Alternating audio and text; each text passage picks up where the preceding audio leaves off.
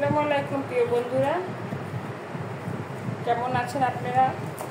আশা করি ভালো আছেন। আলহামদুলিল্লাহ আমিও ভালো আছি। তো বন্ধুরা, মেয়েদের তো কত শখ থাকে ঘরের জিনিসের। মেয়েদের কোনো শখের শেষ নাই। মেয়েরা যতই যেভাবে চলুক না কেন, তারা ঘরটা গোছাতে ভালো লাগে, ঘরের জিনিসপত্র কিনতে ভালোবাসে, সাজাতে ভালোবাসে। তা আমিও তার চেয়ে কোনো রকম কম নয়। আমারও খুব ভালো লাগে জিনিসপত্র কিনতে, জিনিসপত্র সাজাতে। তা বন্ধুরা, মার্কেটে গিয়েছিলাম, ওখানে গিয়ে দেখলাম যে এই যে সব ধরনের ভাজি কাটার জন্য, পেঁয়াজ কাটার জন্য এই মেশিনটা আমি দেখলাম।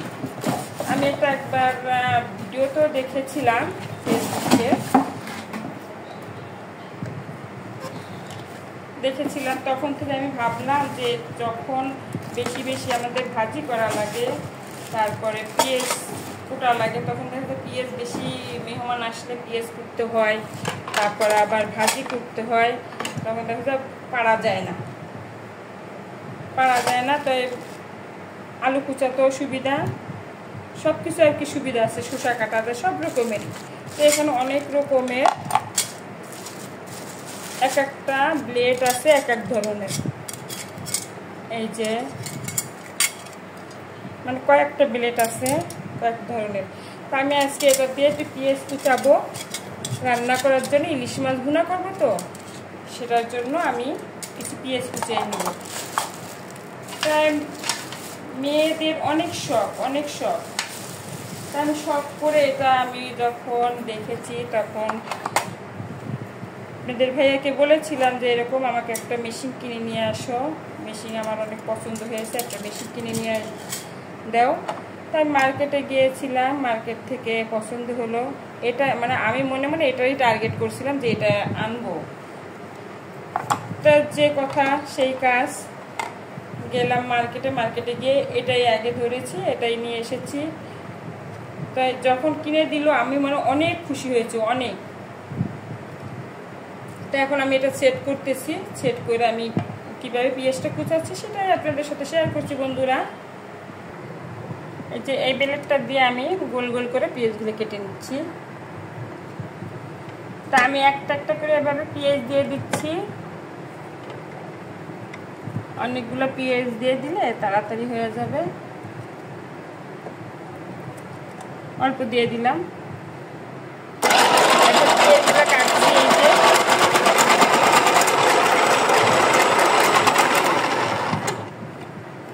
এই যে পেঁয়াজগুলো কাটা হয়ে গেছে, কত সুন্দর তাড়াতাড়ি।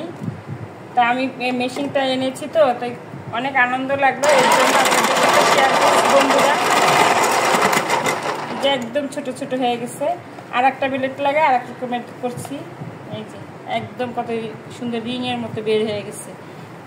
পেঁয়াজ কাটলে তো অনেক সময় চোখ জ্বলে, হাত কালো হয়ে যায়। তাই যে কত সুন্দর কাটা হয়ে গেল। আমি এখন রান্না করতে যাব। আর এক ধরনের একটু পেঁয়াজ কেটে দেখাচ্ছি। এখানে আরও কিছু পেঁয়াজ দিয়ে দিচ্ছি। এটা আর অন্য ধরনের একটু ভাজি টাইপের, তাড়াতাড়ি পেঁয়াজ সেদ্ধ হয়ে যায়, ওইভাবে আর কি করছি। এগুলো তো রিং হয়ে গেল। আর একটা ভাজি যেভাবে কাটে ওইভাবে, আলু ভাজির মতো। বিসমিল্লাহ।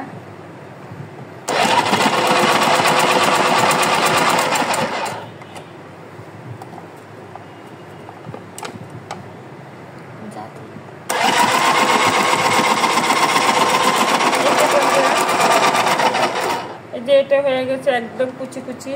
এটা তাড়াতাড়ি সেদ্ধ হয়ে যাবে ভুনার জন্য। আর এটা আলু ভর্তা করার জন্য একটু আস্তে আস্তে পেঁয়াজ লাগে। আর এটা হয়েছে গিয়া কুচি কুচি করলাম। তাই এটা নিয়ে এখন আমি রান্না করতে যাব, ইলিশ মাছ ভুনা করব বন্ধুরা। এটা আমি নিয়েছি, যাদের ভালো লাগে নিতে পারেন সহজেই। আলু ভাজি, পেঁয়াজ কাটা হয়ে যাবে।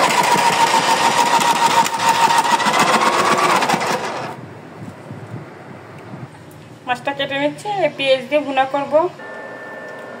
এবারে আমি সেই পেঁয়াজ দিয়ে রান্না করতে চলে এসেছি বন্ধুরা। ইলিশ মাছ ভুনার ভিতরে একটু বেশি পেঁয়াজ দিলাম। ইলিশ মাছের মশলা দিয়ে ভাত খাওয়া যায় অনেক। অনেকগুলাই পেঁয়াজ দিয়ে দিলাম। আর এগুলা ভর্তা করবো, তো এর জন্য ভর্তার জন্য কেটে নিয়েছি গোল গোল করে, আর এগুলা ভুনার জন্য নিয়েছি। এই যে পেঁয়াজটা কিন্তু তাড়াতাড়ি সেদ্ধ হয়ে গেছে। ছোটো ছোটো করে হলে কী হয়, পেঁয়াজগুলো তাড়াতাড়ি হয়ে যায়, টাইম লাগে না। এর জন্য এই মেশিনটা আমি কিনেছি। আর এই যে হলুদ আর মরিচ, এটা আমি পানিতে গুলিয়ে দিয়েছি। পানিতে গুলে দিলে আর কি হলুদ মরিচটা পুড়ে না। দেখা যায় তেল গরম থাকে, ওর ভিতরে গুঁড়াটা দিয়ে দিলে তখন গুঁড়াটা পুড়ে যায়, পুরো কালো হয়ে যায়। তা আমি মাঝে মাঝে কী করি, পানি দিয়ে দিই মিলে, এই যে সুন্দর মতো কালারটা এসে যাবে। আমার কিন্তু পেঁয়াজটা ভাজতে সময় লাগে না।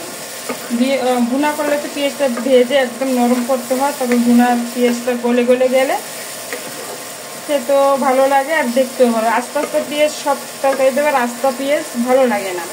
সেই জন্য আমি সবসময় যে কিছু কিছু জিনিস রান্না করি, পেঁয়াজটা একদম নরম করে গলায় ফেলে, যে একদম গলে গেছে কিন্তু ছোটো ছোটো করে যেহেতু কাটছি, আমার টাইমও বেশি লাগলো না।